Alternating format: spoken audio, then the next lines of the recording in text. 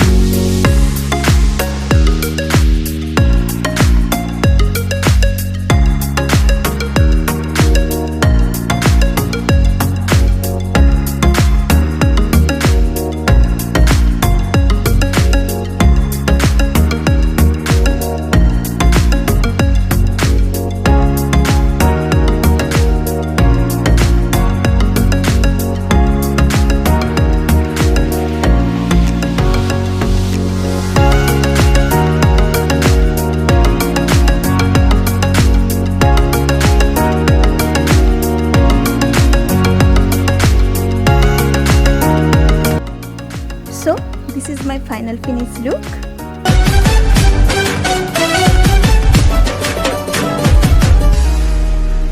So I hope कि आप लोगों को मेरा ये लुक पसंद आया होगा। अगर आप लोगों को मेरा ये लुक पसंद आए तो वीडियो को एक लाइक ज़रूर कर देना और ज़्यादा से ज़्यादा मेरे वीडियो को शेयर कर।